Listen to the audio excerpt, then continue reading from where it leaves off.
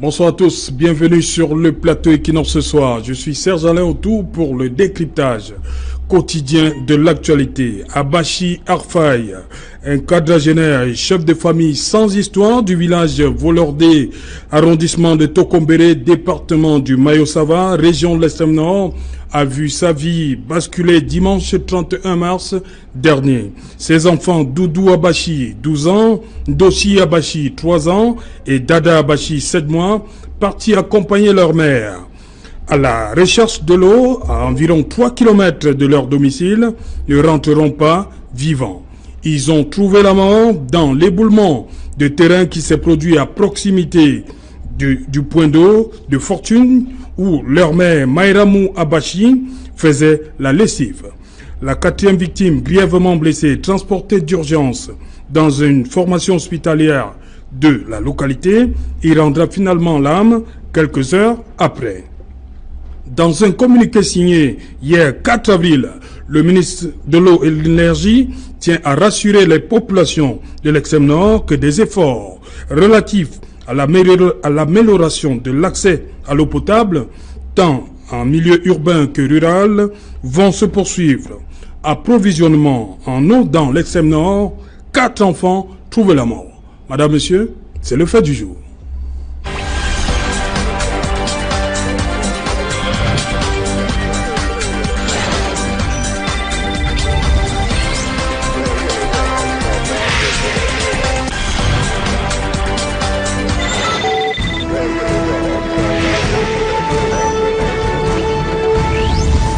Approvisionnement en eau dans l'extrême nord. 4 enfants trouvent la mort. Pour en parler juste ce soir, je suis en plateau avec Dieudonné Nkoum. Bonsoir.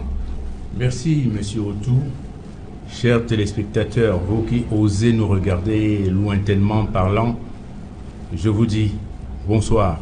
Et j'ose dire une fois de plus que nous sommes tenus de faire pas ce que nous croyons être, moins encore ce que vous allez penser qu'on va sortir des solutions, mais la perspective d'une projection orthogonale pour permettre aux Camerounais de comprendre, de se mettre au diapason et de dire aux autres, ensemble nous devons faire.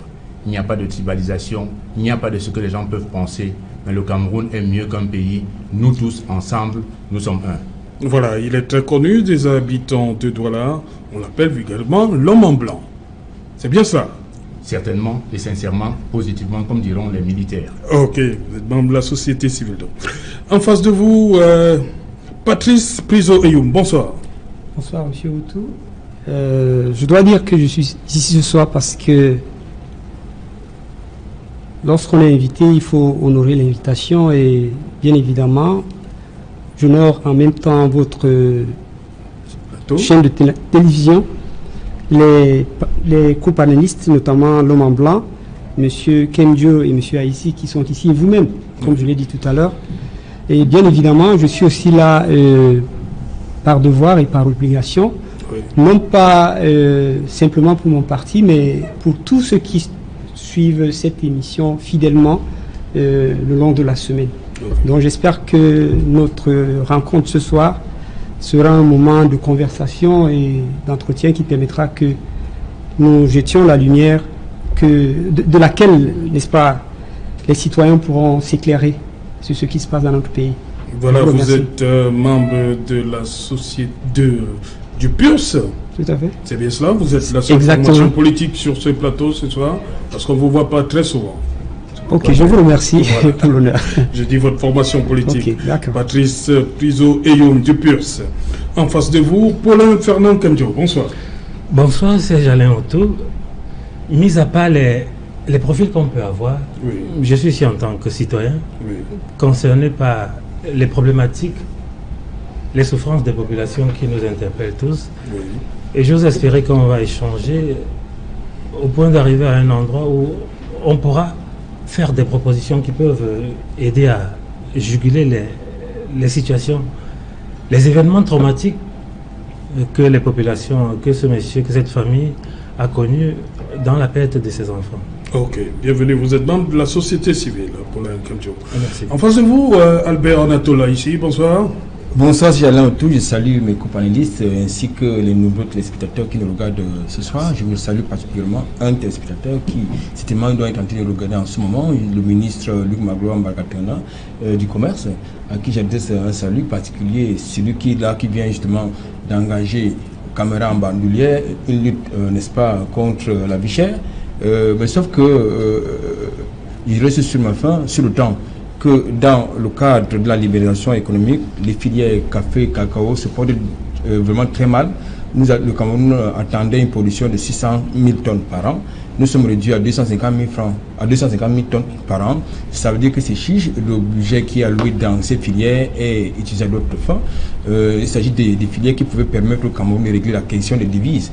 Malheureusement, ces filières ont été abandonnées aux multinationales qui sont justement les collecteurs de devises de leurs États.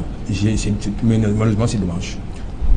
Dites-moi, Dieudonné-Ko, vous avez suivi cette histoire de la famille de ce monsieur d'une quarantaine d'années. Elle est partie de chez elle, elle a parcouru 3 kilomètres pour avoir accès à un point d'eau. Comment comprendre cette situation au XXIe siècle? Monsieur au Cameroun, tout ce que je peux vous dire est que ce que cette famille a vécu, je l'ai vécu de 79 à 82. Peut-être les gens ne savent pas. Je suis le plus jeune détenu politique de ce pays. En 78, j'ai demandé au président Aïdjo de ne pas construire la cellule Kamaïdéa. J'ai été taxé de subversif. Ça, c'était les lois de 62. 62. En 79, j'ai fait une grève. Oui. J'ai brûlé un DK8, un camion Caterpillar et une Range Rover qui était ma voiture de fonction. Il faut retenir qu'en 1976, j'avais 16 ans quand j'ai eu mon bac. À Yaoundé, à l'époque, il n'y avait personne qui pouvait se targuer de dire que je suis universitaire en moins de 25 ans. La primaire m'a organisé, j'étais contraint de revenir en Sénégal maritime où, de regretter mémoire, professeur encadreur de Amadou Aïdjo, Lomon Ibantoine, a décidé de m'envoyer la constitution de Sélucam. Ayant vu ce qui se passait, j'ai dit c'est pas possible. Avec la rencontre d'une Allemande qui m'a amené en Allemagne. Parce que quand les politiques ou les politiciens se permettent de dire « Oh, on a perdu 7 millions d'emplois pour la Sélucam », je rabâche cela. L'extrême nord à l'époque et jusqu'aujourd'hui, si vous prenez les catholiques, l'UEBC et l'EPC qui s'organisent d'entraîner les populations de vivre à l'orthodoxie de pouvoir trouver la manne qui est la vie, l'eau, nous le disons tout le temps. Il y a combien de gens qui savent ce qui se passe là-bas? Presque personne. C'est outrageant, malencontreux, que je me permets de sortir ce qui est censé ne pas être dit. Car le Cameroun méconnu de ce que les parents ont osé dire, personne ne le sait. Biya est le mauvais et le méchant. Malheureusement, je ne saurais être l'apôtre de la défense de Biya. Quand Biya t'envoie faire une mission, Otou, Tchunke, pour Equinox, te demande de faire, tu aurais bien pu dire, je fais dans l'exaltation de dire que comme je suis de consonance Betty, je ne fais qu'avec. Regarde ce que tu as fait ce soir. Le seul Betty est mon jeune frère, qui me connaît bien ici.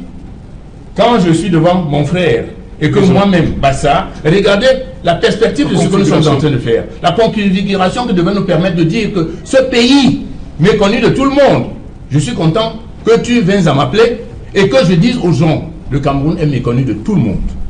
S'il n'y a pas de l'eau au Cameroun, c'est parce que tous ceux qui sont en prison sont des analphabètes. Je le dis et répète, le 6 novembre, loin s'en faut d'appeler votre concurrent.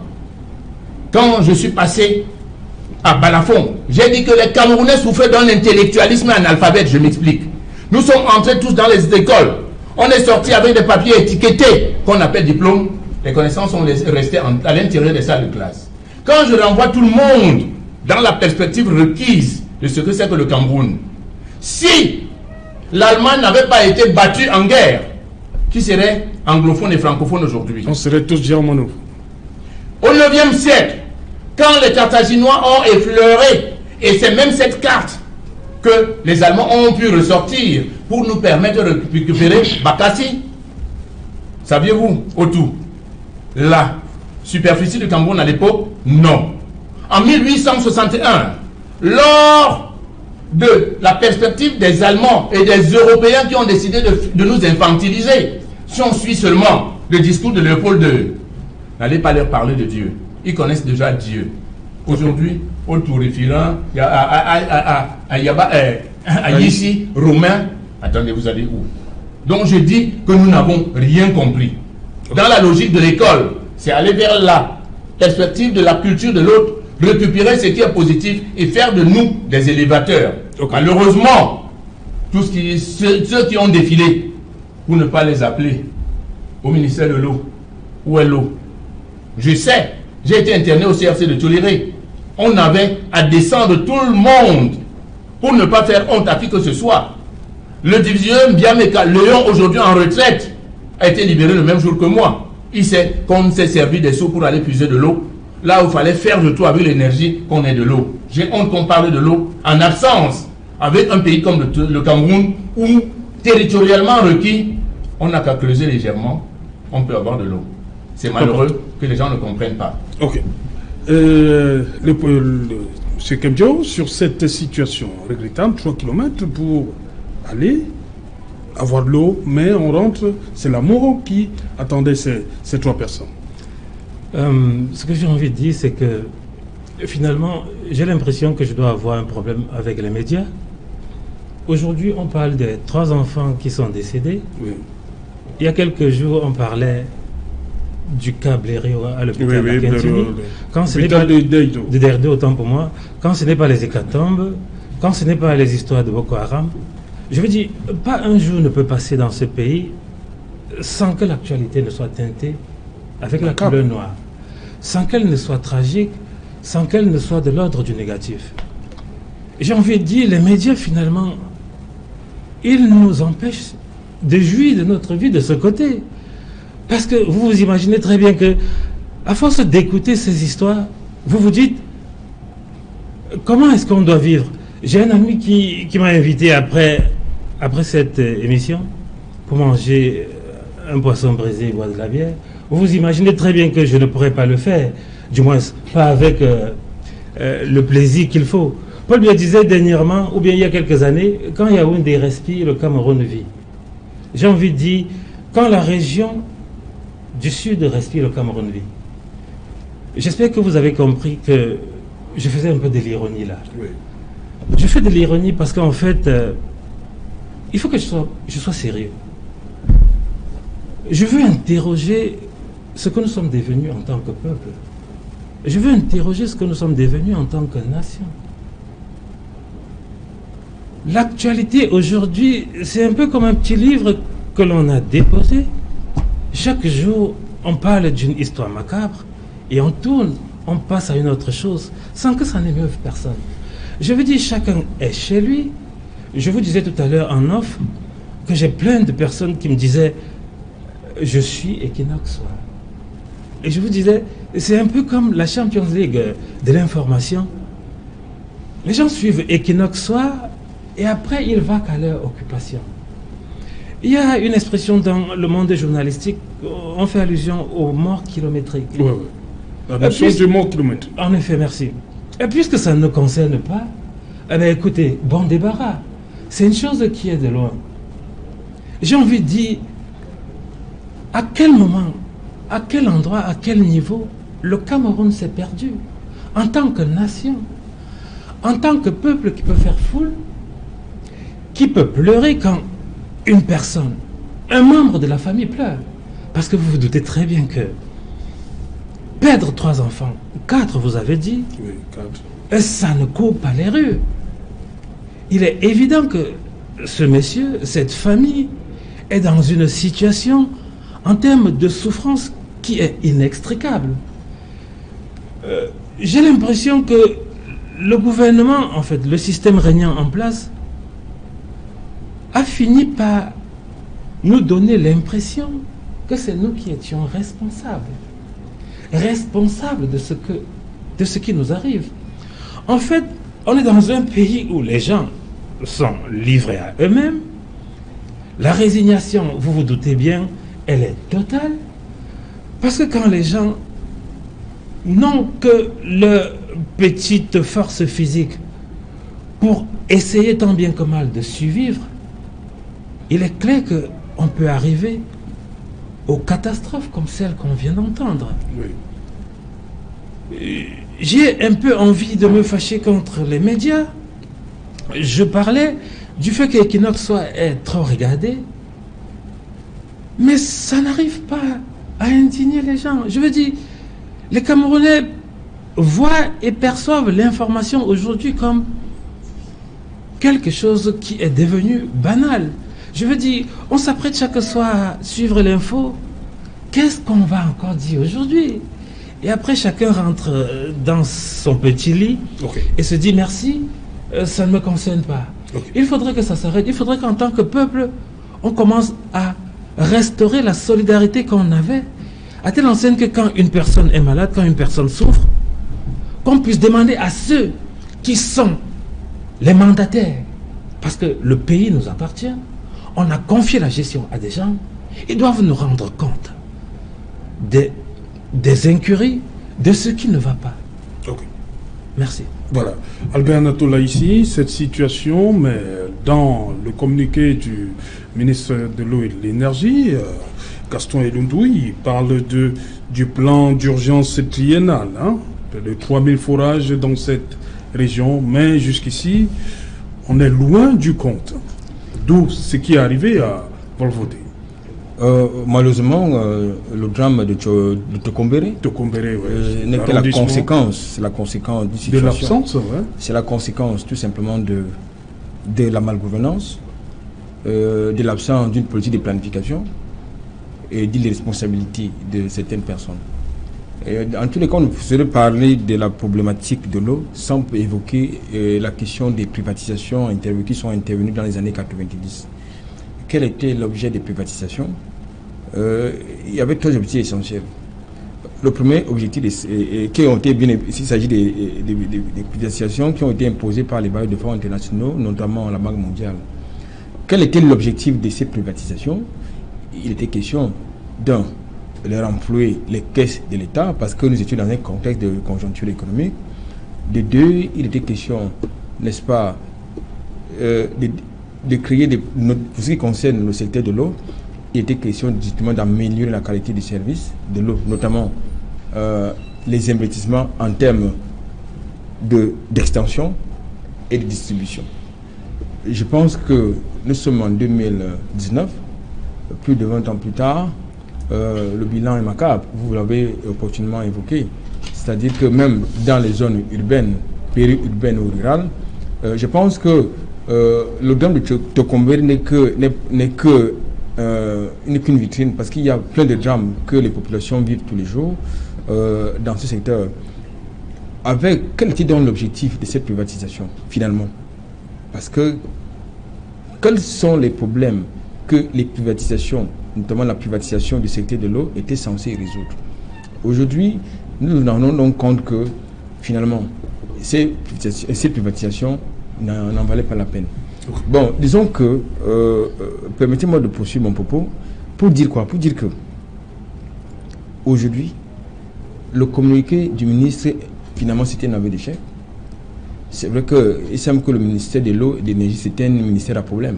Parce que tous les ministres qui sont passés par là n'ont pas pu résoudre la question de l'énergie, de la fourniture d'énergie au Cameroun, c'est-à-dire que ce soit en matière de l'eau ou de l'électricité.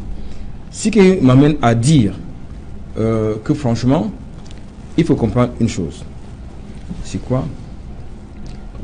C'est dans la foulée des privatisations que moi j'ai appris une autre encyclopédie, contrairement à ce qu'on nous a enseigné à l'école en matière, pour ce qui concerne les critères d'une eau potable. C'est au Cameroun que j'ai appris que même si l'eau a une couleur, elle est potable.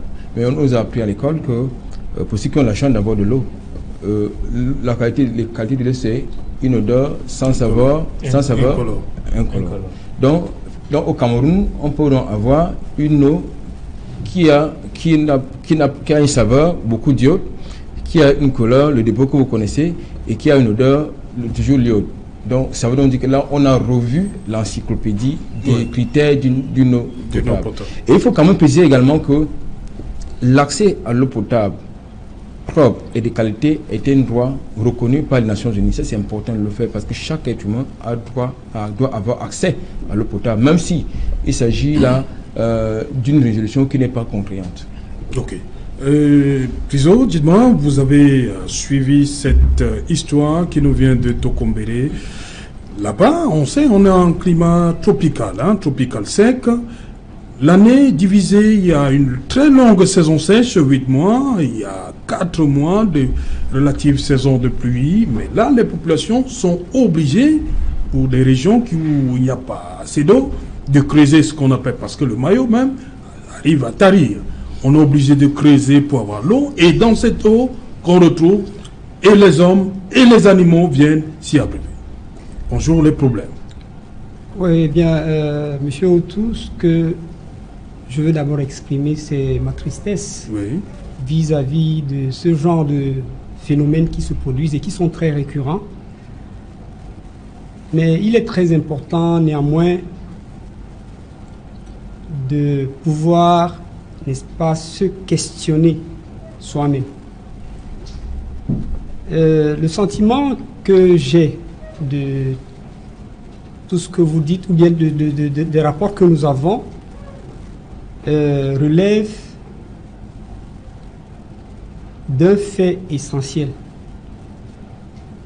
Dans l'un de ces livres développés, l'humain,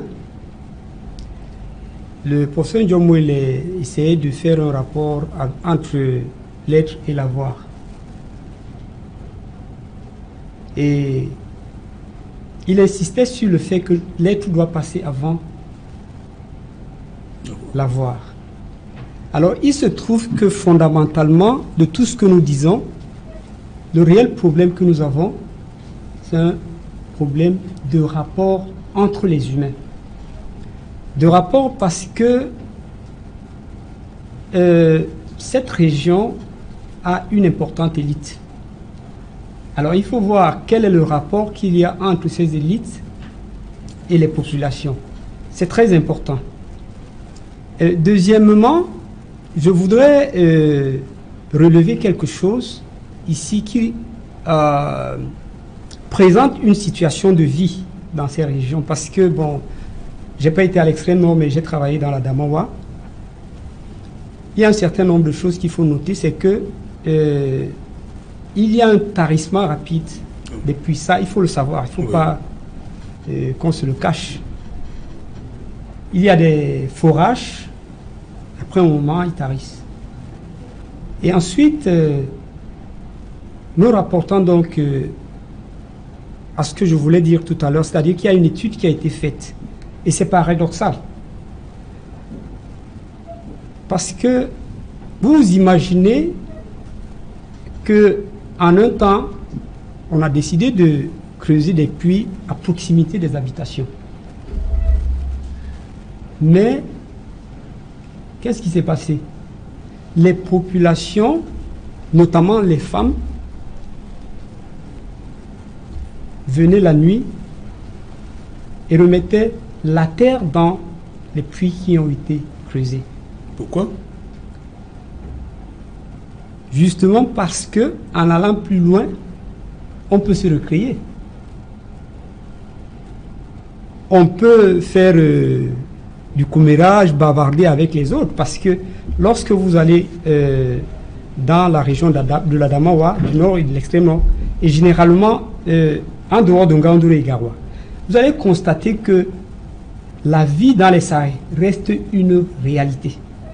Donc, les femmes sont confinées dans les maisons. Et il faut rappeler que c'est les femmes et les enfants qui vont généralement puiser de l'eau. Oui. Donc, ce qui est arrivé là. Donc, oui, justement, comme vous avez pu le constater. Donc, le problème se pose aussi à ce niveau parce que c'est un comportement, si je puis dire, culturel. Ils ont adopté cette façon de faire.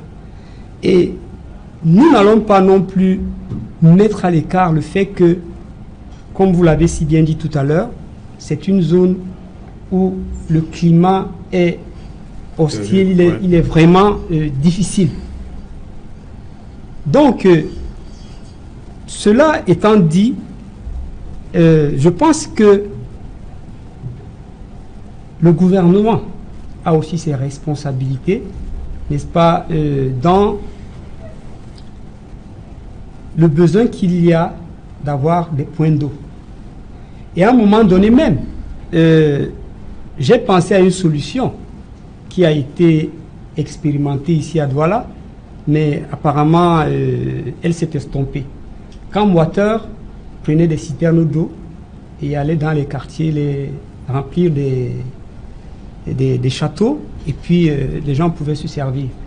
Donc, je pense que le travail ici concerne non pas seulement l'administration qui, de toutes les manières, a failli parce qu'il y a un manque d'attention, mais aussi il faut prendre en compte tous les autres éléments qui rentrent en jeu, à savoir le climat, à savoir le comportement même des populations et bien évidemment l'aspect économique, parce que vous pouvez, n'est-ce pas, admettre avec moi qu'aujourd'hui, lorsque nous allons à Yaoundé, ici même à Douala sans aller à Yaoundé, vous voyez le nombre de jeunes gens qui quittent ces régions, qui sont ici. Donc je pense que ce problème, nous devons le prendre globalement, au lieu de, n'est-ce pas, vouloir attribuer la responsabilité à une partie. Et puis, pour finir, je voudrais dire que, bien évidemment, comme M. Kemdio disait tout à l'heure, et moi je veux dire que la presse, les médias devraient pouvoir être modérés dans le traitement de l'information parce que c'est des vies qui sont engagées. Lorsque c'est la presse qui a tué les enfants? Non, dans le sens d'exacerber, c'est-à-dire que de donner l'impression... On n'en parle pas, là? On doit en parler, mais je dis... le procès de la presse. Oui, je veux dire qu'il ne faut pas en parler comme si c'était la fin du monde. Parce qu'en fait, les situations qui se présentent à nous, nous interpellent à nous améliorer. Donc, c'est dans ce sens que je voulais... En 2000, on a annoncé le plan d'urgence septiennale en 2011. Ce n'est qu'en 2016 qu'on a commencé à l'implémenter. 3000 forages prévus dans ce plan. Jusqu'ici, seuls 1000 forages. Est-ce que ceci n'explique pas cela? Est-ce que la région du Septentrion n'est pas quelque part abandonnée? Abandon, sincèrement, oui. Mais dans une autre espèce de paire de manches. Oui. La famille qui décède, il faut voir les perspectives. J'ai dit tantôt que ceux qui font le job, ce n'est pas tellement la directive administrative de l'administration. Ça va paraître pléonasme, mais ceux qui ne peuvent pas comprendre les perspectives requises de ce qui se doit vendre, mais qu'est-ce qu'il a dit là?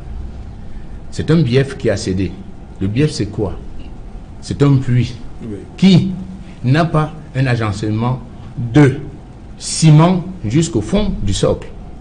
Ça monte, on commence par relever au niveau tout simplement des murs, caracolant justement les barrières de la maison. Ce qui fait que quand c'est totalement mouillé, ça cède. Parce que quand on dit là que pendant 8 mois, tout ça sèche, vous n'avez pas besoin de creuser à plus de 2 mètres. Moins de 50 cm, l'eau rejaillit. Donc, c'est une couverture perspective d'une congrégation purement environnementale. C'est ce qui se passe, c'est que tout se couvre, tout se protège, tout se cave pour qu'on ait la possibilité de pouvoir atteindre le niveau. Maintenant, à force de toujours récupérer de cette eau, le flux devient jaillissant.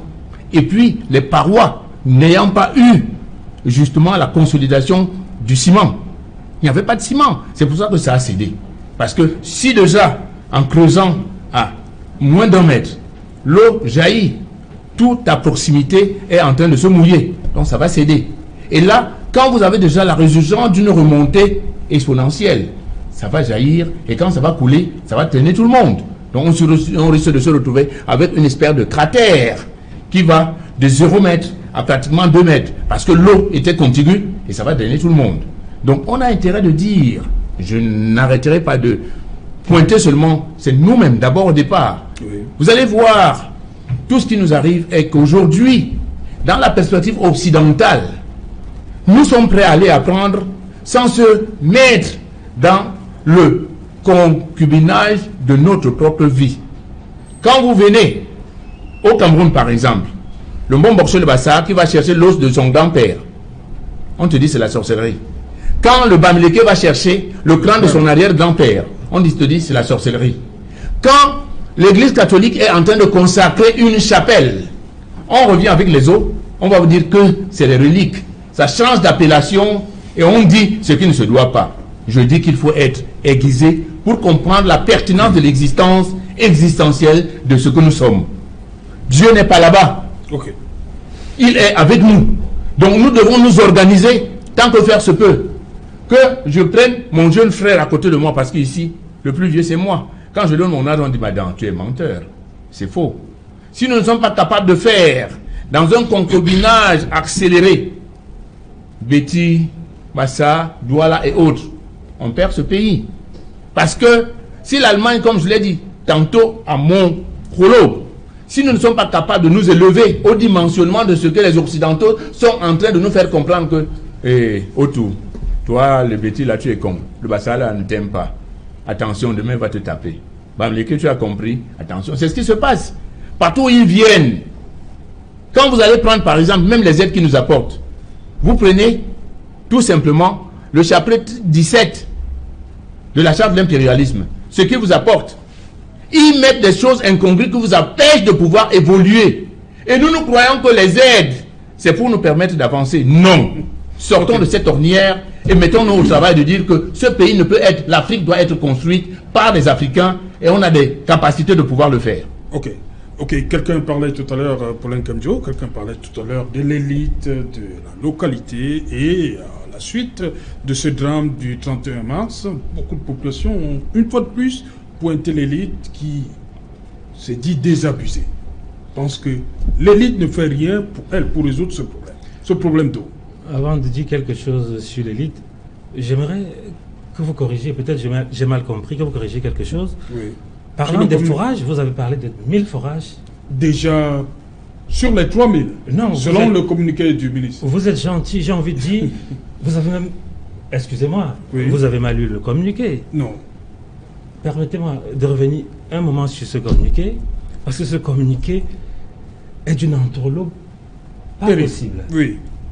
Je vais vous lire une phrase. Je tiens à faire savoir aux populations des localités théâtres de cette regrettable situation que le gouvernement, dans le cadre du plan d'urgence triennal, a projeté la réalisation de 3000 forages. Les marchés de 550 forages ont déjà fait l'objet d'attribution. Oui. Les marchés. Oui. Ça veut dire, c'est un peu comme l'histoire de... Vous connaissez notre constitution de 96. Oui. Progressivement, on va se mettre en place. Les marchés de 550 forages ont déjà fait l'objet d'attribution. Oui. Ça veut dire qu'on ne peut même pas avoir encore construit. Oui, justement. Je vous parle des 550 forages de 2018. Il vient en 2019. Le ministre dit qu'il connaît les chiffres. Il connaît quand il faut parler des milliards. Ils sont assez précis. Il dit que 4 milliards est prévu pour 450 forages. Oui. Sérieusement, de qui se moque-t-on avec un communiqué pareil? Ça, c'est pour tout le septentrion. Hein? Les 3000 forages, ce n'est pas ça. Ce que j'essaie de vous dire par rapport à ce que vous avez dit, c'est que pour l'instant, on ne connaît même pas si un seul forage est construit. Vous avez dit 1000 forages, c'est donner l'impression aux gens que les forages étaient construits.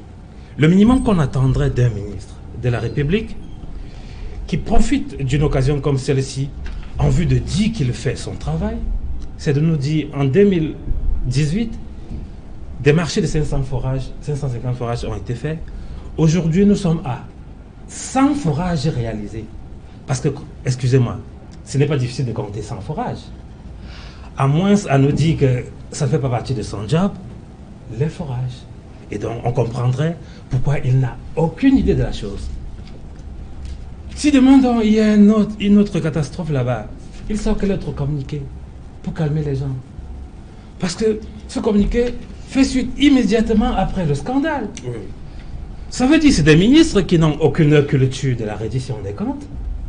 4 jours après le scandale. Non, oui, en fait, c'est parce que il a envie de... Il faudrait bien que le ministre concerné sorte, qu'il bande un communiqué, question de dire, l'histoire là, je connais, on est sur ça. Il n'y a rien ici là qui montre qu'ils ont agi en vue de faciliter la vie des populations. C'était pour un peu édulcorer ce que vous avez dit tout à l'heure. Je vais revenir sur les élites. Mais ça me fait rire. En juillet 2018, les élites, le gouverneur de la région a réuni les élites qui ont cotisé en moins de 2 heures. Cameroun Tribune du 17 juillet 2018 s'en vantait. 185 millions pour les populations du nord-ouest et du sud-ouest. Ça vous dit que ces personnes-là sont capables de cotiser l'argent. De mobiliser les fonds. L'argent.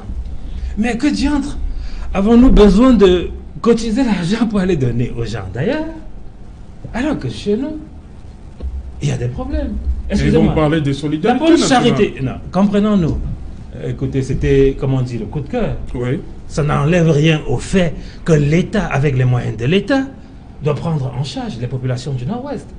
Je vous parle de la capacité de ces gens-là qui se sont levés comme un seul homme pour cotiser l'argent, pour montrer à ceux avec qui ils fonctionnent dans le système qu'ils sont capables de faire le coup de cœur pour les gens du Nord-Ouest. On n'a pas besoin que des élites cotisent pour des gens qui sont, entre guillemets, loin, alors que les populations sur place meurent. Ce n'est pas aimer les gens que de ne pas aider les gens qui sont proches de vous. Donc, c'est des élites qui sont, comme on dit, des fossoyeurs de la République. Vous savez très bien que c'est parce que l'État, et bien entendu, on avait presque mis, entre guillemets, une arme sur la tête des élites, avec obligation de cotiser l'argent. Ouais, le montant avait été fixé. Voilà, question de montrer que non. Comme je suis dans le parti, comme je suis dans le système, il faut aussi que je donne ma part. Non, que ces élites-là commencent déjà, si elles le peuvent, cotiser l'argent et mettre elles-mêmes les forages à titre privé pour leur population. Okay. Et ça serait déjà faire œuvre utile. Ok, Albert Anatola ici, un ingénieur propose comme ça, comme solution, l'extension purement et simplement du réseau communautaire dans ces régions. Mais écoutez, je pense que tout à l'heure, comme je l'ai indiqué dans ma première prise de parole, nous sommes confrontés à un problème de planification, de gouvernance locale aussi, parce qu'il ne faut pas quand même oublier que dans cette région-là, nous avons une communauté urbaine, nous avons les communes d'arrondissement, donc qui ont aussi des lignes budgétaires qui leur permettent de faire œuvre utile de cet argent-là. Donc, alors, je pense que au lieu véritablement de pouvoir débloquer souvent de l'argent pour des futilités, disons ça comme ça, il y a des problèmes réels. Certainement, ils vont dire qu'ils vont me rétorquer qu'il y a les problèmes de recouvrement des taxes qui se posent, l'enveloppe budgétaire n'est pas tout à fait réaliste, bon, on fait ce qu'on fait avec. Mais je pense que lorsqu'on a peu, il faut identifier les besoins prioritaires. Et il me semble que dans ces régions-là, il peut y avoir au moins 3 ou 4 besoins prioritaires. Le premier besoin étant l'accès à l'eau potable. Le second besoin étant d'ordre sanitaire. Vous savez que c'est s'agit des régions assez désertiques où sévit la méningite. Vous avez, voilà, donc l'autre axe étant les projets scolaires, donc il y a l'éducation. Nous sommes certainement à la veille de la mise en place des institutions relatives à la décentralisation, celle des régionales. J'ose penser que l'administration ne sera plus centralisée pour régler cette question.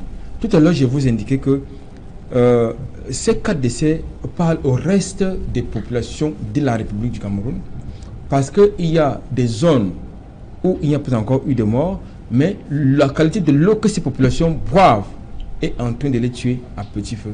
Parce que est-ce que les Camerounais, même dans la zone urbaine, ont accès à l'eau potable? C'est de ça qu'il s'agit. Il faut absolument trouver des mesures urgentes. C'est quand même paradoxal que la plupart des départements du Cameroun ont le nom de cours d'eau. Mais paradoxalement, nous n'avons pas accès à l'eau potable et en qualité et en quantité. tout à l'heure, j'évoquais également que l'objectif, j'allais dire, le prétexte des privatisations en 1990 jusqu'en 2000, finalement en 2000, je crois 2004, c'était l'amélioration dans la qualité des services.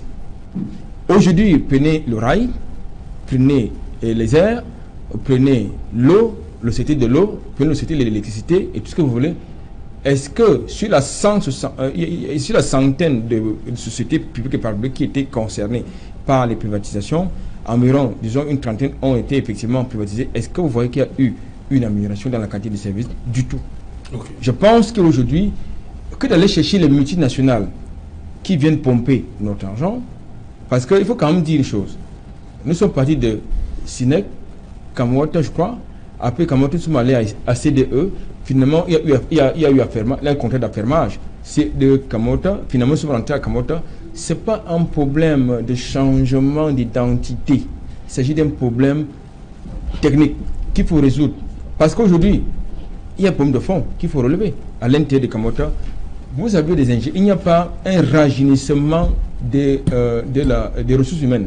C'est-à-dire la plupart des techniciens qui sont outillés. Mais Albert Natola, ici, vous restez, comme il a dit, Paulin Kemjo, dans la partie sud du Cameroun. Est-ce que, comme j'ai dit, est-ce qu'il faut c'est le même problème penser à l'extension? Non, tout à l'heure j'ai évoqué pourquoi ce problème se pose là-bas? Non, je ne reste pas dans la partie sud du Cameroun. Et je me souviens quand même qu'il y a un gros scandale qui a secoué quelques couloirs de Kamwata par rapport à l'attribution de certains marchés pour l'extension d'eau dans le cadre des projets d'extension du réseau Kamwata dans le Grand Nord. Mais où sont-ils passés ces projets?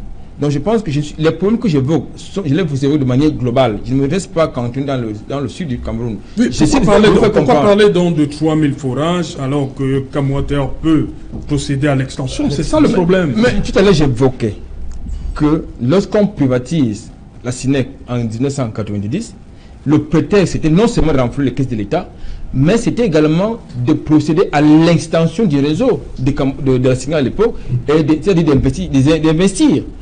Alors, est-ce que vous avez, au regard de ces clichés macabres qui nous parviennent, non seulement du côté de l'extrême nord, certainement aussi ailleurs, est-ce que vous avez le sentiment que la privatisation a résolu le problème? Donc, de manière globale, les populations du Grand Nord, c'est-à-dire de l'extrême nord, la Damawa, du nord, du sud et du centre, tout ce que vous voulez, sont confrontés au même problème. C'est une triste réalité.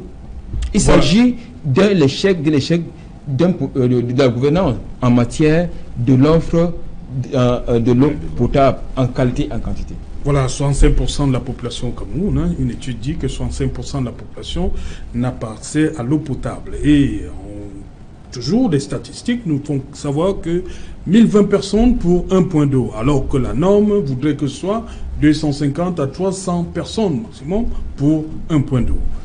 Comment on peut réduire considérablement, descendre de 1000 pour avoisiner les 300? Comment? Qu'est-ce qu'il faut faire? Patrice Eyoun. Ok, monsieur Tout, ce que je voudrais dire ici maintenant, c'est que il y a un certain nombre de choses que nous ne pouvons pas apprécier lorsque nous n'avons pas voyagé. Oui. Parce que lorsque vous voyez, vous allez vers, quand vous allez dans la Damawa, ouais. Voilà, entre le centre et la Damawa, si vous voyez le taux de tarissement de la Sanaga, vous ne pouvez pas croire que ce cours d'eau peut avoir un tel débit pendant la saison de pluie. J'ai passé du temps dans la Damawa, notamment dans le Ndjirim, où il y a un lac qui se constitue parce qu'il y a un barrage de retenue d'eau. Lorsque, en période de crue, vous voyez le niveau d'eau, vous ne pouvez pas croire lorsque vous y allez pendant la saison sèche. C'est le cas avec tous les maillots. Hein, oui. Alors, ce que je voudrais dire, c'est que la faillite de l'État est établie. Mais cependant, je disais tout à l'heure, je parlais de rapports. Les rapports, c'est aussi des échanges en termes d'intelligence. Parce que si je prends un cas à l'intérieur du Cameroun, le cas des régions du sud-ouest et du nord-ouest, vous allez constater que avant que la Société nationale des eaux s'établissent,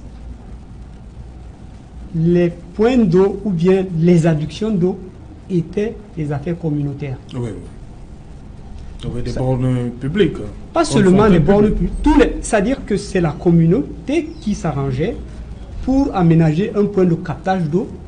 Et lorsque vous venez habiter dans le coin, on vous demande de payer un certain montant comme contribution. Et après, vous avez droit à l'eau que vous n'allez plus jamais payer, sauf s'il y a un problème dans la connexion. Maintenant, je veux sortir du Cameroun. J'ai été au Nigeria. Vous savez, lorsque vous n'êtes pas allé au Nigeria, vous ne connaîtrez pas que le Nigeria, c'est les hommes qui font ce pays. Est-ce que vous savez qu'il n'y a pas de lumière comme nous en avons ici dans un État comme Rivers State, qui a pour capitale Port Harcourt? Il n'y en a pas. Est-ce que vous savez qu'il n'y a pas d'adduction d'eau là-bas? Un si grand État. C'est chacun qui a son groupe électrogène, c'est chacun qui a son forage. Mais qu'est-ce qu'on fait pour l'eau à boire? C'est ce qu'on fait plutôt ici à Douala.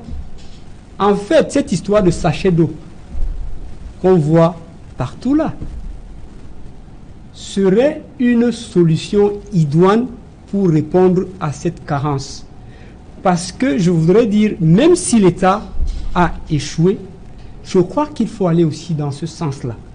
Je ne pense pas que si on adopte la solution des sachets d'eau, comme il y en a dans ce pays... Dans les zones reculées, là, vous voyez, il y a beaucoup... Oui, mais c'est possible. En zone rurale, là, c'est possible, pour le paysan d'acheter. Il va acheter combien de sachets d'eau pour... Alors, vous parlez tout à l'heure des investissements que l'État doit faire. Oui. Je pense qu'il suffit simplement d'investir dans ce sens-là. Mais justement, l'État ne l'a pas encore fait. Hein. On parlait des forages tout à l'heure. Oui, mais excusez-moi. On parle de 550, de 400. Excusez-moi. Les marchés ne sont pas encore conclus. Oui, oui, excusez-moi. Je pense qu'il faut copier les autres. Il faut aussi copier les autres. Et je pense que si ça marche au Nigeria, ça peut marcher ici. Autrement dit, pendant que ce travail est en train d'être fait, c'est une urgence. C'est une urgence. Donc, on peut choisir, n'est-ce pas, d'adopter la solution aussi des sachets d'eau. Écoutez, sérieusement, qu'on essaye déjà au moins d'approvisionner Kamwata de ce côté-là. On n'a pas encore essayé ça, vous dites qu'il faut les sachets d'eau. Vous dites que c'est ça qui peut marcher, les sachets. Non, je dis que, parallèlement à ce qu'on est en train de faire, n'est-ce pas, puisque c'est une urgence, combien de temps faudra-t-il pour que l'on creuse les puits? Vous venez de dire la lettre du... Combien de temps? Or, s'il y a une urgence, il faut y répondre rapidement en trouvant une solution qui peut immédiatement soulager les populations. Et je parle d'un problème de financement. Il parle beaucoup plus d'un problème de financement. Oui, mais on va financer le projet, puisque ici à Douala, je vous ai dit... C'est depuis 2016 quand même. Hein. Oui, mais je suis en train de vous dire qu'ici à Douala... Il n'y a pas de problème de financement. Oui. Oui, il n'y a pas de problème de financement. Oui. L'argent de 2018 a déjà été débloqué. Oui. Il parle de 550 forages. Oui. Et ce que vous dites, vous ne pouvez pas vouloir qu'on propose ce qui se fait au Nigeria, quand on n'a même pas encore essayé à tirer les canalisations de Kamwata pour voir si elles peuvent arriver là-bas. Excusez-moi, monsieur, s'il vous plaît, monsieur Kemdio. Je vous ai dit tout à l'heure qu'ici à Douala, on a installé des réservoirs d'eau dans les quartiers. Je ne sais pas si vous en avez vu. Et les voitures Kamwata venaient livrer de l'eau dans ces quartiers afin que les populations aient de l'eau. Okay. Donc je pense qu'il faut aussi faire un effort. J'ai ma petite idée sur les forages qu'on a choisis. Ok, vous permettez, on va revenir. Bonsoir Nadine Yambou. Bonsoir Serge-Alain Autou et bonsoir aux invités d'Equinox Soir et à vous chers téléspectateurs. Voilà, Nadine Yambou est là comme tous les vendredis pour le 20h. Nadine Yambou au menu ce soir. Alors ce soir, Serge-Alain Autou, le MRC maintiendra-t-il ses marches blanches prévues le 13 avril prochain au Cameroun. Le mouvement pour la renaissance du Cameroun projette ainsi donc revendiquer la liberté de manifester, la réforme du système électoral et dénoncer ainsi la gestion de la crise anglophone par le gouvernement. Cependant, dans un communiqué de presse rendu public ce vendredi, le ministre Paul Atangandi précise d'un ton ferme que ces manifestations sont interdites et menace de suspendre ce parti s'il s'entête de déni de manifestation au Cameroun. Et concernant bien sûr l'affaire Maurice Kamto et les autres leaders interpellés au lendemain des marches du 26 janvier dernier, nous évoquerons bien sûr cette plainte des avocats auprès des Nations Unies. Et toujours dans ce journal, nous évoquerons les sanctions du ministre de la Santé publique après la prise en charge médicale controversée du jeune lycéen Bléros Osman poignardé à mort vendredi dernier. Eh bien, l'élève a donc entamé son dernier voyage ce jour. La levée du corps a eu lieu sans l'ombre d'une autorité administrative dans la capitale économique Douala. Aussi, nous parlerons de ce crime passionnel enregistré ce jour au quartier Bojangor dans le 4e arrondissement de la capitale économique Douala. Donc, tout pour le moment, c'est Jeanne Auto. Voilà, développement de tous ces titres, c'est dans le journal de Nadine Yambou, 20h, le vendredi, c'est avec Nadine Yambou. Quant à moi, je vous retrouve après pour Equinox Soir, deuxième partie, le temps du débrief, toujours en compagnie de nos 4 invités. Place tout de suite, madame, monsieur, à la pause, journal.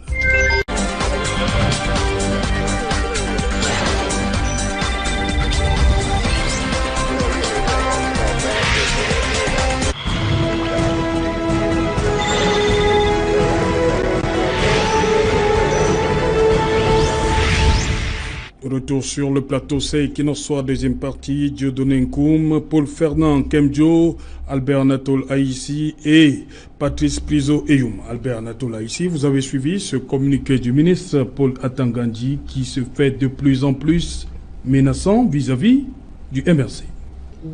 Oui, tout à fait. Vous savez que depuis quelque temps, le MRC est sur la sellette, n'est-ce pas, des pouvoirs publics, notamment l'autorité administrative, par rapport à l'actualité que vous savez. Et depuis quelques jours également, les responsables du mouvement pour la renaissance du Cameroun, MRC, ont projeté, n'est-ce pas, d'organiser d'autres manifestations dites pacifiques, notamment à partir du 6 avril et le 13 avril prochain, sur toute l'étendue du territoire.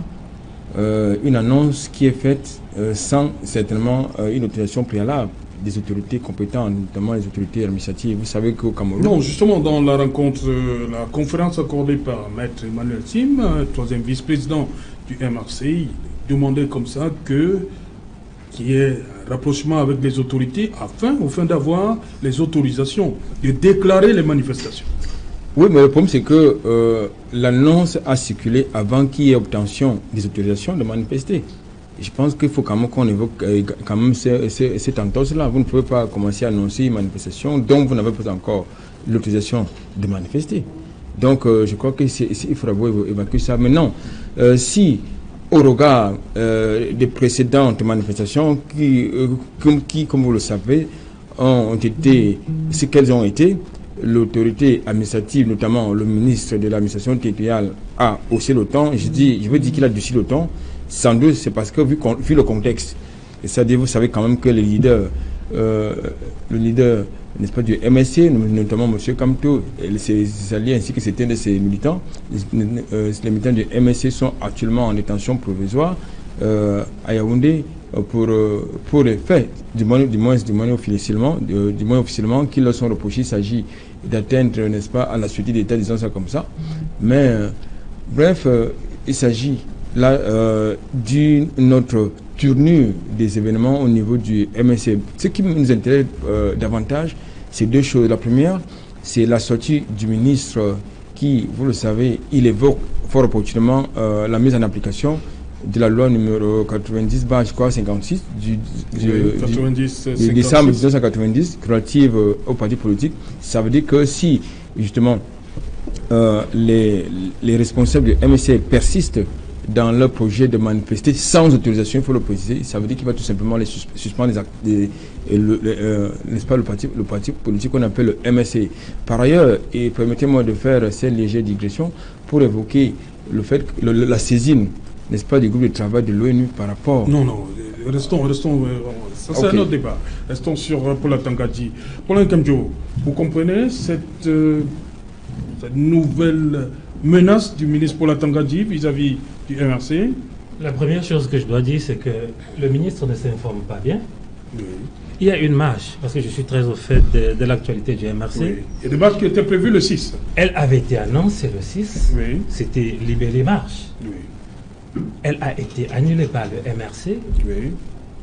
Et une programmation des meetings sur l'étendue du territoire pour le 13. Oui. Ça veut donc dire quoi? Que sur le plan matériel, le MRC est dans les délais pour déposer les demandes, les déclarations. Oui.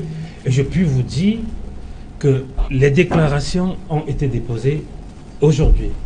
Il faudrait bien qu'on se comprenne. Le ministre, je ne sais pas pourquoi il a toujours ces réactions, j'ai envie de dire presque épidémiques.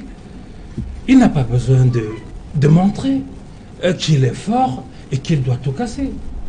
On est bien dans un état de droit. Il dit que si les dirigeants du MRC, devenu dirigeant du MRC, pour qui défier l'autorité de l'État, est devenu un sport favori, et persiste à créer des troubles à l'ordre public en organisant des manifestations non autorisées ayant pour objectif de provoquer des remous sociaux aux conséquences imprévisibles, le ministre de l'administration territoriale se verra dans l'obligation d'appliquer les dispositions de la loi numéro 90/56 du 19 décembre 1990 relative aux partis politiques.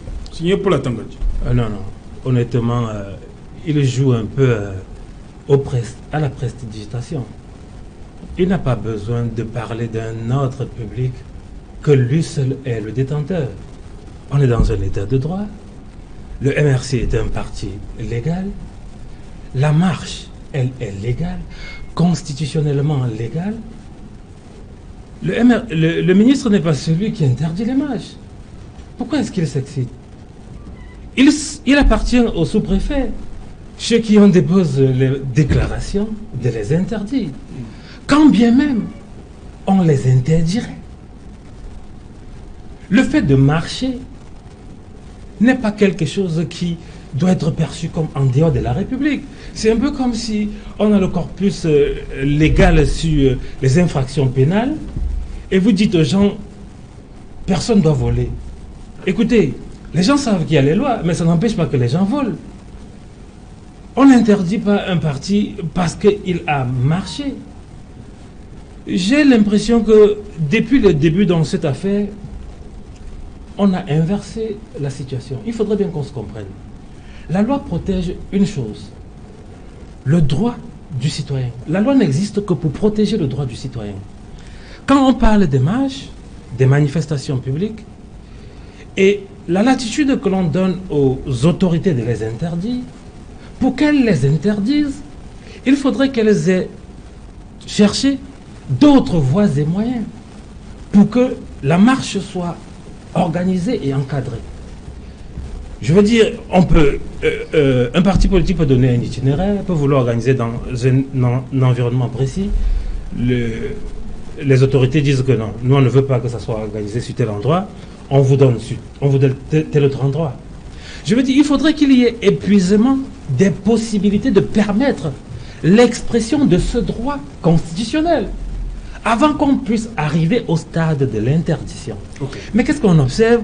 On observe que avant même qu'on ne parle de la déclaration, si on a été autorisé ou pas, le ministre, il sort, il pond un communiqué en parlant qu'il va interdire et suspendre. Mais on est où là? Il dit que si les autorités persistent, les dirigeants persistent, il sera obligé d'appliquer. Le conseil que je peux donner au ministre, peut-être pour sortir, oui, rapidement, on va écouter. C'est de récupérer toutes les lois qui organisent les libertés publiques et les mettre dans sa poche. Okay. Et dit, dans ce pays-ci-là, la loi XY, la loi Z, elle n'existe plus. Donc, les droits-là que vous aviez, les droits-là que ces lois-ci organisaient, n'existent plus. Et basta. Ok, Dieu donne un coup, lorsque on lit, on parcourt hein, le communiqué de Paul Atanga-Ndji dit à un niveau que toutes les manifestations programmées par le MRC les 6 et 13 avril sont interdites sur toute l'étendue du territoire. On a comme l'impression que c'est du 2 poids 2 mesures. Est-ce que pourquoi, si le RDPC ce jour-là arrivait à faire une manifestation, comme c'est le cas très souvent toutes les semaines, comment ce sera perçu au niveau de la population? Merci, M. Otou. Loin s'en faut de faire de la prestidigitation, comme dit... Pas seulement le RDPC, a une autre formation politique même. Moi, je tiens à faire comprendre une chose. La méconnaissance de notre existence fait de sorte qu'on est en train de tout fauter. Dura lex, sed lex. La loi est établie, elle est dure, mais c'est la loi. Au Cameroun, la perspective est déclarative. Oui. Vous avez déclaré. Les gars du MRC n'ont pas à s'agiter en disant que l'on ne va pas faire. Atanga-Ndji est dans son bon droit de pérorer en disant ce qu'il pense être logique. Est-ce que le MRC va avoir le 16 une déclaration reconnue? Il n'y a pas de problème. Vous tenez, vous lisez la déclaration. Avec ça, vous pensez qu'un sous-préfet peut autoriser? Je continue à dire ceci. Et il ne faudrait pas qu'on oublie une chose. Le Cameroun est dans une perspective tellement pas acceptable et prévisible par tout le monde. Je continue à dire ceci. Nous méconnaissons ce pays. N'eût été la rigidité, avec tout ce que court le Cameroun, à l'extrême nord, en 2015, j'ai dû être abattu parce que j'ai découvert le centre de formation de Boko Haram. Rendu à Yaoundé, j'ai demandé le gouverneur, Midiouya Bakari, je lui en ai parlé. Ah bon? On a sorti des éléments. Je suis allé à Yaoundé, j'ai dit des choses, on n'a pas pris ça au sérieux. Arrivé à Douala, on est revenu 48 heures pour me piquer, m'amener devant le PM. Il y a des choses qu'on ne peut pas se permettre de dire tout le temps. Arrêtons de chercher à comprendre que ceci, cela peut être fait, bien fait ou mal fait. On s'organise de faire des choses. Il n'est pas aussi stupide comme on le croit, n'a pas été à l'école peut-être. Mais le dimensionnement de ce mec nous couvre assez de choses. Il faut qu'on soit pieux, simplifié et de comprendre ce que c'est que le Cameroun. Quand on va comprendre ce que c'est que le Cameroun que nous regardons, nous osons regarder, est un Cameroun de la nuit et de la nuit, ceux qui peuvent comprendre qu'ils aient des oreilles. Il faut se méfier. Okay. MRC, vous avez la possibilité. Vous avez fait la déclaration. Vous avez en main, allez marcher. Atanga-Ndji, que de dire que je vais vous arrêter. Vous n'avez pas le droit d'arrêter pour ne pas arrêter. Un téméraire sous-préfet peut se permettre de dire que pour sauver ce que les gens ne peuvent pas accepter d'être fait, il sort une déclaration. On ne va pas arrêter les gens. Dura lex, sed lex. Quand c'est établi, parce qu'on peut le faire, allons-y. Mais ne continuons pas de vouloir jouer dans la présomption de dire que la liberté puisse devenir le libertinage. Je ne suis pas d'accord. Ce pays est méconnu. Organisons-nous de nous élever au dimensionnement de l'acceptable. Le Cameroun n'est pas ce que vous pensez. Le Cameroun, c'est le Cameroun. Organisons de bâtir un Cameroun prospère. Patrice Priso, pour Atanga-Ndji a donné le ton. Vous pensez qu'un sous-préfet, ce jour-là, pourra donner le récépissé pour que les manifestations aient lieu le 13 ? Quand le chef a déjà dit non? Oui, et tout d'abord, permettez-moi, je voudrais me corriger. Tout à l'heure, je parlais de la production du professeur Ndjoua-Boulé. En fait, c'est développer la richesse humaine. Ok. Oui.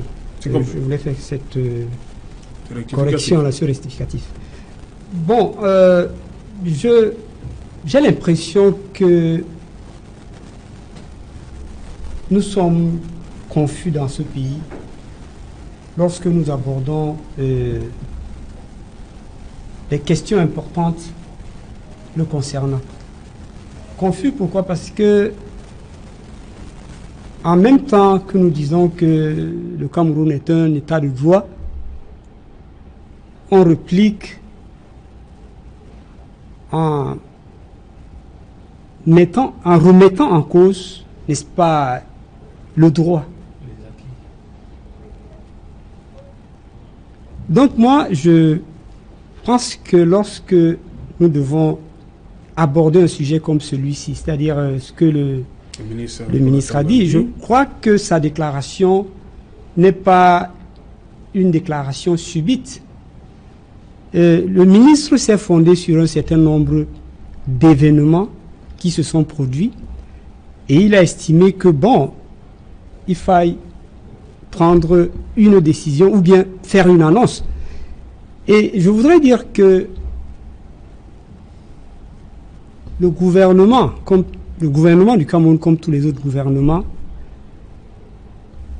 a la responsabilité, n'est-ce pas, d'assurer la sécurité, la paix dans le pays. Tout à l'heure, vous avez parlé du RDPC qui organise les meetings. Moi, je ne suis pas membre du RDPC, mais toutefois, je voudrais dire que nous n'avons pas besoin de tomber dans ce comparatisme-là parce que ce n'est pas important. Encore que lorsque nous voyons les meetings du RDPC, bon, il n'y a pas peut-être de ressemblance dans la façon de faire. Mais je ne veux pas m'attarder là-dessus. Je voudrais simplement dire que nous sommes tous des citoyens et si nous estimons que notre pays est un état de droit, nous devons de respecter la loi. Je pense que le contexte même dans lequel nous sommes aujourd'hui nous impose de faire attention sur un certain nombre d'actes que nous pouvons poser. Vous savez, il y a un avocat que j'ai écouté à la télévision, une fois je crois à la télévision, à la radio, qui disait qu'au-delà du droit, il faut qu'il y ait la justice.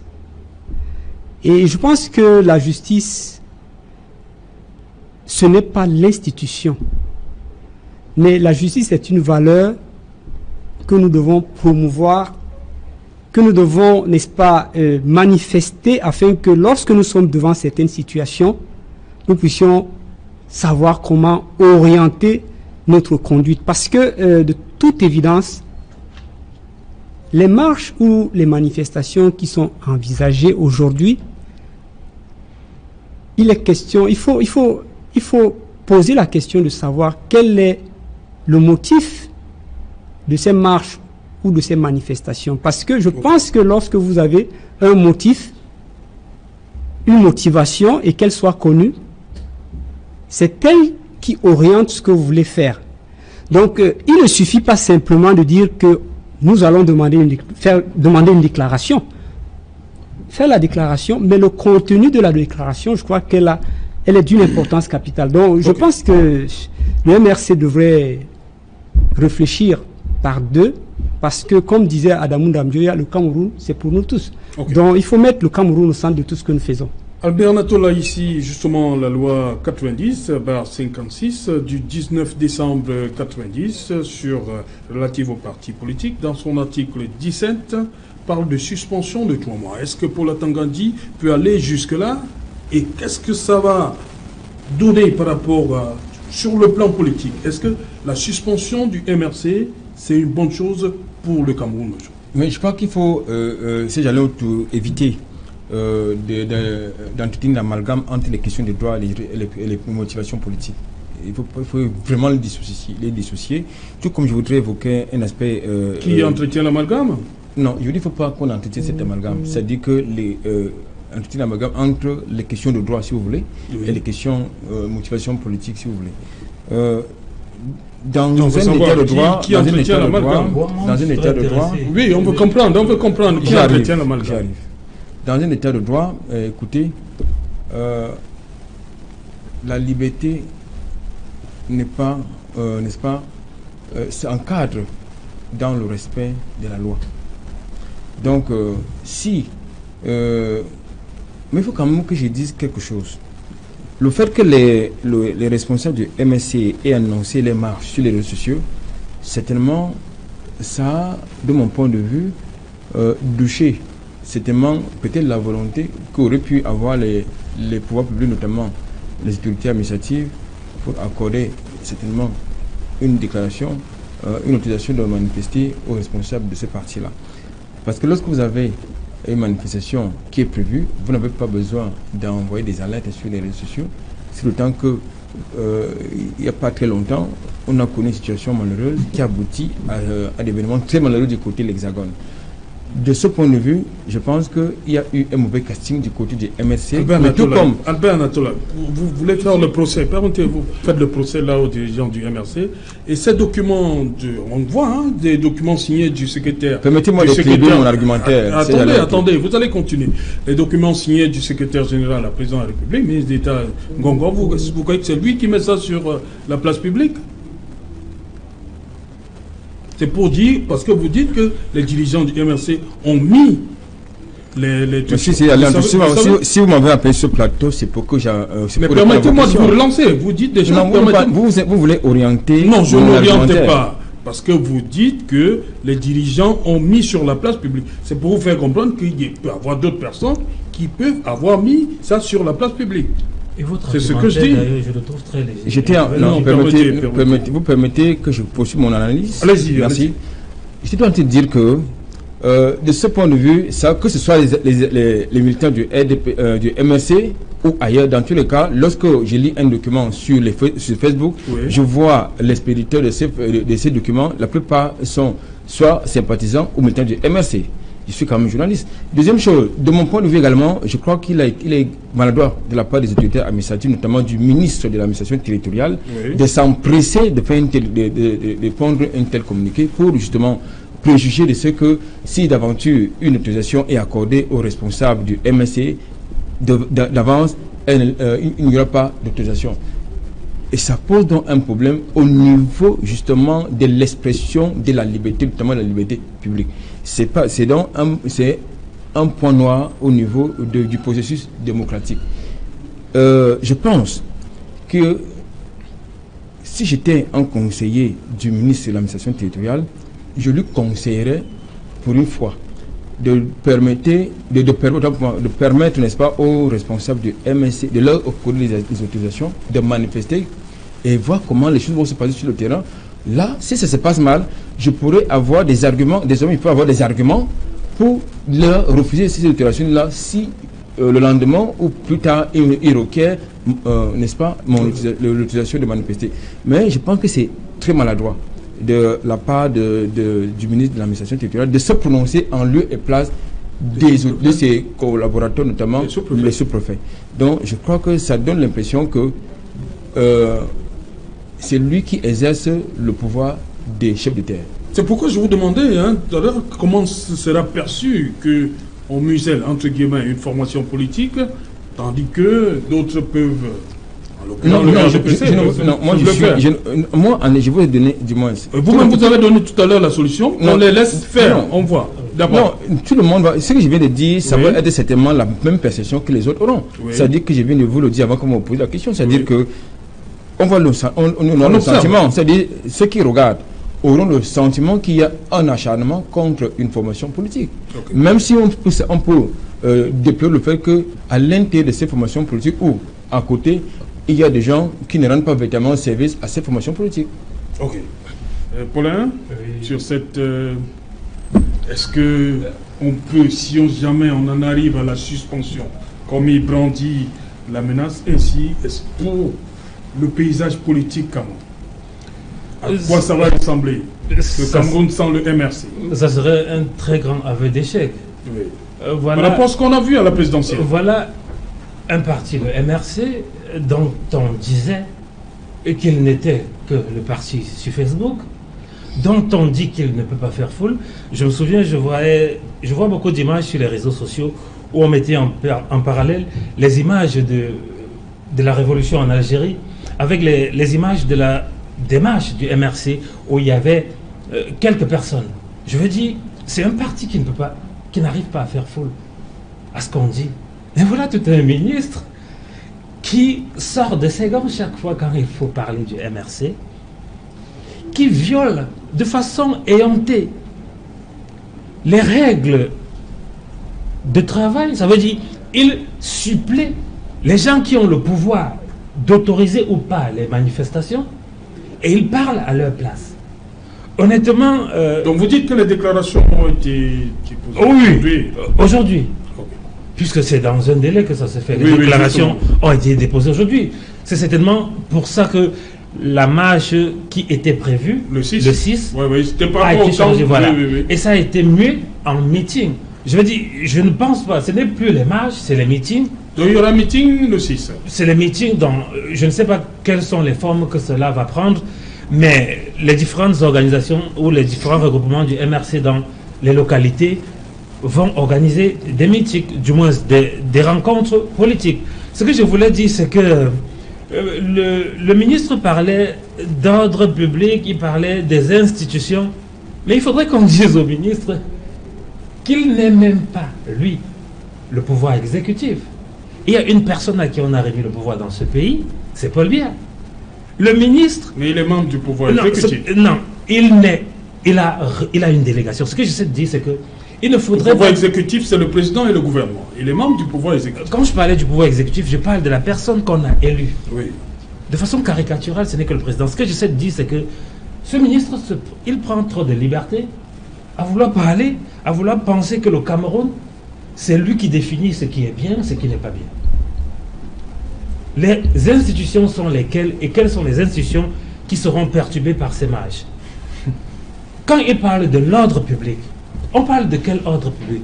L'ordre public qui arrange le système régnant en place, parce que croyez-moi, si le MRC dit on veut faire une marche pour dire à Paul Biya merci, ou bien pour supplier Paul Biya, supplier, comme on dit vraiment, supplier que pardon, libère nos dirigeants là.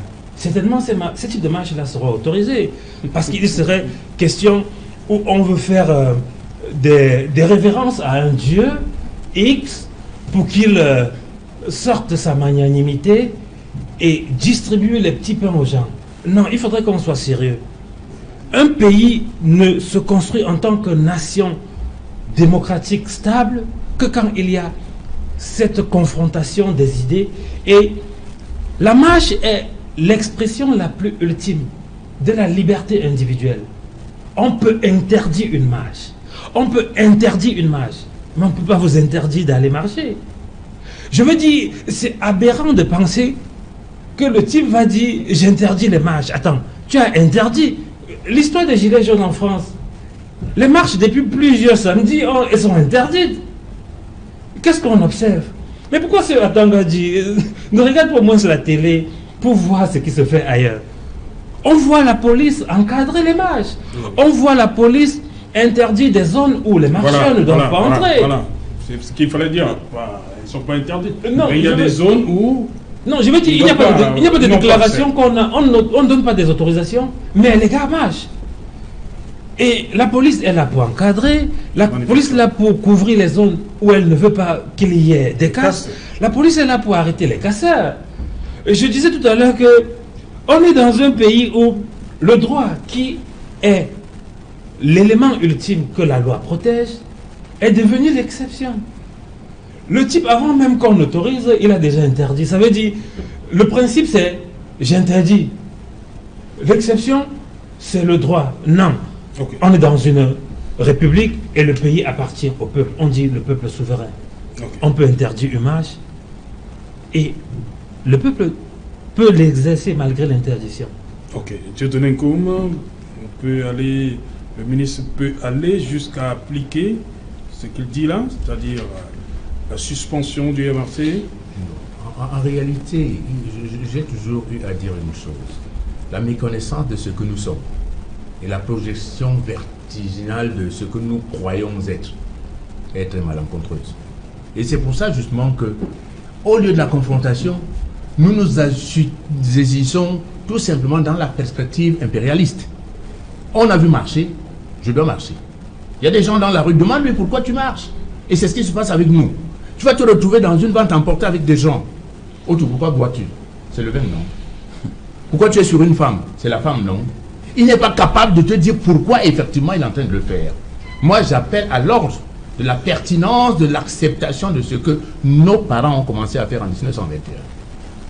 Et quand je vais au-delà, je parle du 9e siècle, où les Carthaginois qui ont sillonné l'Afrique, sillonné le monde, dressé un grand bilan en Asie, et reviennent en Afrique, ont dressé un élément de fond. Okay. Le seul pays en 1861 qui avait une cartographie régulée, c'est le Cameroun. Okay. N'allons pas biaiser en cassant pour casser. Il faut que les gens grandissent, pour qu'on comprenne que l'élévation, c'est pas dire attends quand dit ça ta maman, mais essaie de faire attention, de comprendre que les autres sont en train de te regarder. Merci.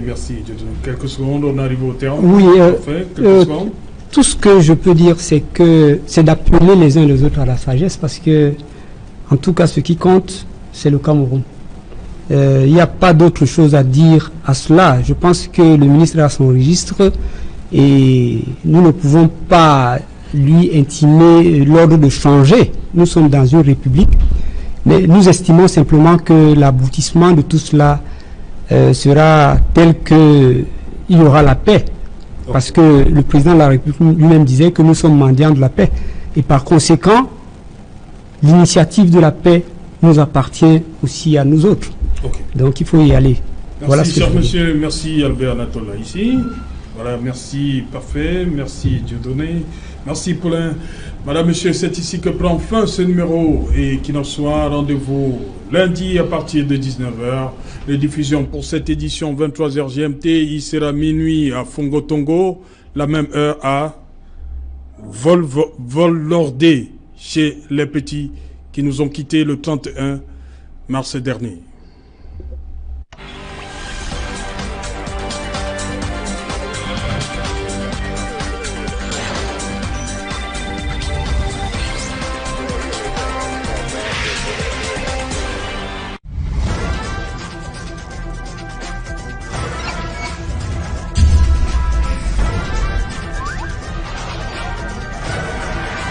Equinox Télévision, au-delà de l'image, nous rendons compte.